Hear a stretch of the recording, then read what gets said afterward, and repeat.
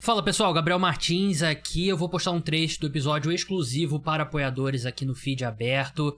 Se você quiser escutar o programa completo e a todos os episódios que eu posto para os apoiadores, se torne apoiador, link tá na descrição, R$14,90 por mês apenas. E você, além de ter acesso a esses conteúdos, você ajuda a manter o podcast Cara dos Esportes no ar. Dado o recado, vamos ao programa. Fala pessoal, sejam bem-vindos ao podcast Cara dos Esportes, Gabriel Martins aqui, para um episódio exclusivo para os apoiadores, episódio sobre NBA, playoffs da NBA, vou falar sobre as 4 séries que estão rolando. O plano original era ter feito esse episódio ontem, né, na quinta-feira, ter postado na quinta-feira à noite ou quinta-feira de manhã, mas eu acordei me sentindo muito mal mesmo, tanto que eu não tô 100% ainda, não vou nem gravar o trecho que eu posto aberto em vídeo, porque eu tô com a cara muito ruim. Então, peço desculpas, o episódio sobre a NFL deve vir amanhã. Então, esse é o motivo pra gente ter uma semana um pouquinho diferente. Golden State Warriors foi derrotado pelo Minnesota Timberwolves 117-93. A série está empatada. O Golden State Warriors, obviamente, sem o Stephen Curry, e a sensação que dá é de um time em compasso de espera. Ontem o Steve Kerr, treinador da equipe, eu senti que ele tentou várias coisas ali tentou vários Hail Marys ali, né? Tentou várias formas de manter esse jogo, de fazer esse jogo ser competitivo, gerar algum fato novo, e o fato novo acabou sendo o Jonathan Kuminga, né, que jogou 26 minutos, 18 pontos em 11 arremessos, 8 de 11 em arremessos de quadra, e jogou muito bem, atacando muito bem a cesta, mesmo contra um time alto como o do Minnesota Timberwolves, né, do garrafão, né, que tem o Rudy Gobert, e só não dá pra dizer que encontrou alguma coisa. Como eu falei, o time tá em compasso de espera. O Curry, a projeção atual é que ele não volta antes do jogo 5. Então ele já foi confirmado fora do jogo 3 e do jogo 4. Vai ser testado pro jogo 5. Aí entre o jogo 5 e o jogo 6 tem um intervalo, acho que de 3 dias. Ou 2 dias, algo do tipo. É um intervalozinho um pouco maior. Então eu acho que o mais realista é o jogo 6, né? Porque ele deu uma entrevista nessa quinta-feira falando que não tá nem arremessando ainda, né? Então isso não é bom sinal. Aí ele vai começar a arremessar parado, aí depois vai começar a se movimentar em quadra. Então eu diria que o mais realista é que a gente veja o Stephen Curry só no jogo 6, né? E aí, quão perto de 100% ele vai estar, né? É um jogador de 37 anos, uma lesão no posterior da coxa, e é uma lesão que todo mundo que acompanha esporte sabe que é complicada, porque é aquela lesão que o cara pode tentar forçar e voltar a lesionar e tal, então é um problema sério. Mas assim, nesse jogo de quinta-feira, os Warriors chegaram a tornar a partida ali competitiva, né? Eles apertaram ali um pouco no segundo quarto. No terceiro quarto chegaram a cortar a vantagem, se eu não me engano, para 7 pontos. Só que aí o Wolves teve uma sequência de 10 pontos e não deu sopa para o azar. Foi como eu falei, o Steve Kerr tentou muitas coisas. A gente viu Trayson Jackson-Davis voltando à rotação e jogando bem, né? 15 pontos, 6 de 6, pegou 6 rebotes. Então, eu entendo a decisão do Steve Kerr por ter priorizado o Quinton Post, né, nas últimas semanas, né? Porque o Quinton Post arremessa de 3.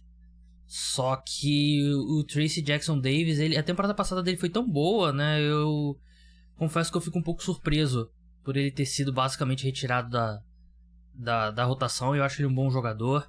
A gente viu ali Pat Spencer, o jogador de lacrosse, em quadra novamente. Ele tinha ido bem no jogo 1, esse foi péssimo.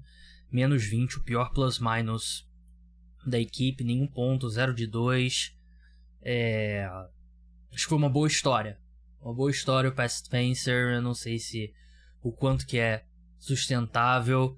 O Gary Payton entrou mal, o Moses Moody péssimo. O Moses Moody que ele é um excelente defensor, mas ele ofensivamente ele oscila tanto, né? Eu acho que se ele fosse um pouco mais consistente, eu acho que ele seria um jogador de muito valor, e é por isso que ele perdeu espaço recentemente no time, né? 0 de 5 em arremesso de quadra, 0 de 4 de 3, então complicado quando o cara te dá basicamente um 0, não um 0, 3 pontos no ataque para você, por melhor que ele seja como defensor.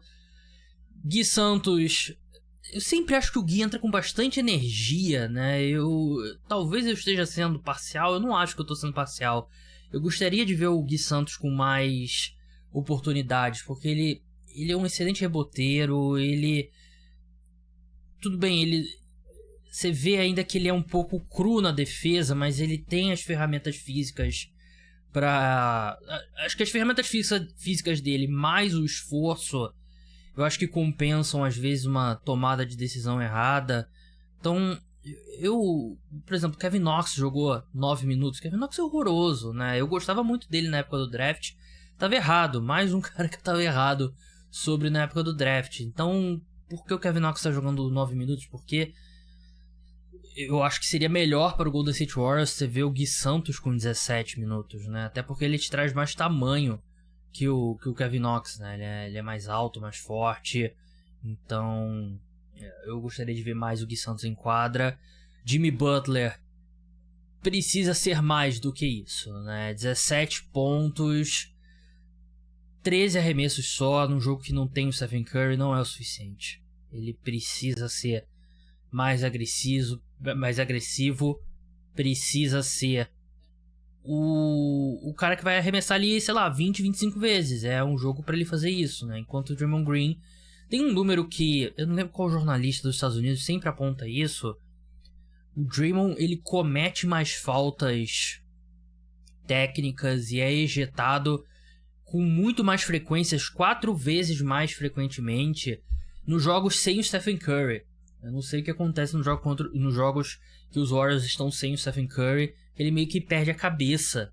E a gente viu ele no começo do jogo ali, uma falta bem suja no Naz Reid, né? Mais uma vez, né? O cara que tem todo esse histórico. É meio bizarro. Ele perde a cabeça totalmente. Sim, ele já não tem a cabeça quando o Curry tá em quadra. Quando o Curry tá fora, ele perde mais ainda. Do lado do Minnesota Timberwolves, Anthony Edwards torce o tornozelo ali no segundo quarto. Ele que já lidou com um problema no tornozelo na série contra os Lakers. Felizmente ele voltou, mas ele já não parecia ápice Anthony Edwards. Eu acho que ele parecia um pouquinho limitado. Vamos ver como que vai afetar ele seguindo em frente. Ele já não vinha com um aproveitamento tão bom nas últimas partidas. O Julius Randle jogou bem, 24 pontos. E o Nickel Alexander-Walker veio... Eu amo o Nickel Alexander-Walker. É um baita jogador e... ele é free agent, né? Nessa próxima off-season. Deixa eu confirmar aqui. Tenho quase certeza que ele é free agent, porque eu já vi torcedor do Lakers botando ele no Lakers. Ele é free agent. Ele vai ganhar um dinheirinho bom. A questão é que não tem muito time com dinheiro, né? Mas ele vai ganhar um dinheirinho bom nessa off-season. É um time que alguns momentos complicou um pouquinho mais do que eu acho que deveria esse jogo 2. E você perdeu o jogo 1 quando na maior parte do tempo o Stephen Curry não jogou. É complicado. E eu já acho que é um time que venceu a série contra os Lakers. Não achei que estava jogando o melhor basquete no final. Eu acho que diz muito sobre o Anthony Edwards não tá 100%. E agora eles têm uma margem de erro, né? Porque o Curry, imagino que pelo menos 3 jogos até ele voltar, né? Se você consegue vencer os próximos 2 e sem ter que fazer o Anthony Edwards suar, né? Sem ter que forçar muito, eu acho que pode ser importante pro Edwards recuperar, porque ele claramente não parece na melhor forma física. Vamos seguir agora, exclusivo para os apoiadores. Me despeço do pessoal do Feed Aberto. Se torne apoiador, link está na descrição, R$14,90 por mês apenas. E é vital, vai ser muito difícil manter o podcast nesse formato que eu faço, com tantos episódios, sem aumentar o número dos apoiadores. Então eu preciso da ajuda de você que curte o programa, link tá na descrição.